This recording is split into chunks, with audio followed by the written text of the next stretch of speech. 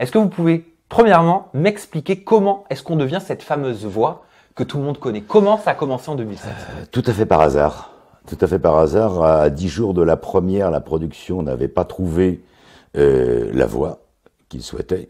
Et moi, je travaillais dans une petite société qui avait été rachetée par Endemol, donc on avait les bureaux à l'intérieur. La société de Nathalie André. NAO, ouais, voilà, c'est ça. La société de Nathalie André, qui est maintenant directrice des variétés et divertissements de France 2. Et bref, Alexia Laroche-Joubert à l'époque m'appelle, quelqu'un lui avait dit mais pourquoi tu ne demandes pas à Dominique? Elle m'appelle et elle m'explique et moi je lui dis non. Moi j'avais prévu, je partais 10 jours après en vacances, je partais un peu loin en plus et tout, donc je dis non. Et je raccroche et justement je vais voir Nathalie, je lui dis tu te rends compte ce que vient de me proposer Alexia? Elle me dit mais t'es malade toi d'avoir refusé ça? Ah bon, tu crois? Elle me dit, ça se trouve, je partais à Miami, elle me dit, depuis là-bas, qu'il y a une ligne numériste, on n'avait aucune idée de quoi ça pouvait ressembler. Bref, je rappelle Alexia, je dis, écoute, je veux bien passer les essais.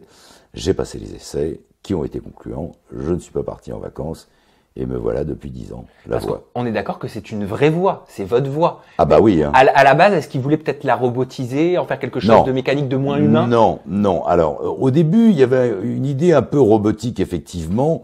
Et d'ailleurs, avant de commencer l'émission, j'avais revisionné 2001, l'Odyssée de l'espace, pour pomper un peu la voix de Hal, le robot, dans 2001, je sais pas. Enfin, la tonalité? Ouais, j'espère que tu as vu 2001.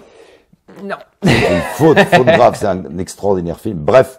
J'avais essayé de pomper la voix, et au bout de 2-3 semaines, même pas au bout de 2 semaines, ils m'ont dit, bon, ça va, lâche-toi, sois toi-même. Et voilà, et depuis, je suis moi-même. Est-ce qu'on la reconnaît, votre voix dans la rue? Par exemple, quand on vous rend la monnaie au supermarché, vous dites merci, au revoir madame? Honnêtement, non, pas vraiment. Il y a des fois, on me dit, oh là, vous avez une voix. Et une fois, chez un boulanger, le mec me rend la monnaie et me dit, vous avez une voix, vous devriez faire Secret Story.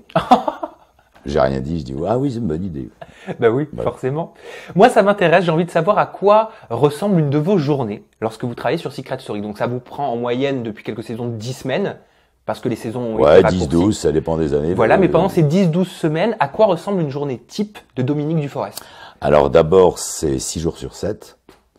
J'arrive au studio plutôt vers l'heure du déjeuner parce que tous ces jeunes gens et ces jeunes filles dorment extrêmement tard. Oui. Et grosso modo, je suis là-bas de 13 ou 14 heures jusqu'à minuit, 1 heure du matin, 6 jours sur 7, mon seul jour off étant le samedi, comme les candidats d'ailleurs qui sont off aussi le samedi. Je vis en quelque sorte avec eux. Au rythme des candidats. Exactement. Et vous êtes où?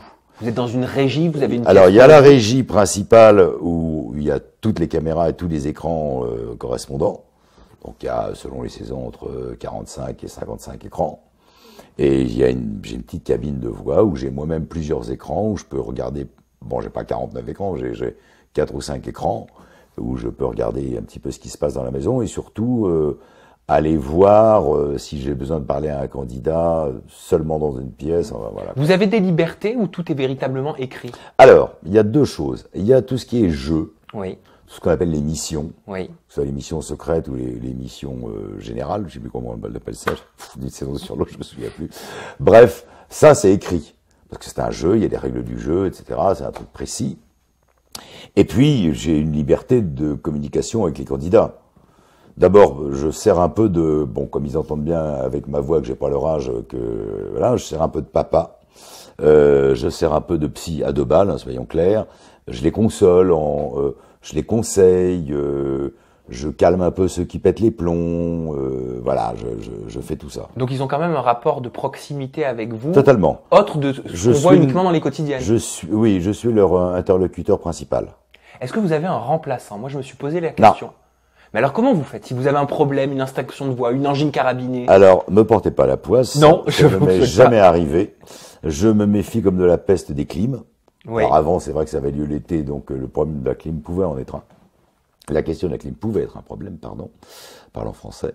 Et sinon, j'ai de la chance, voilà, tout simplement. Quoi. Et votre voix, c'est quand même votre outil de travail depuis maintenant quelques années. Ouais. Est-ce que vous avez une certaine discipline pour en prendre soin? Non.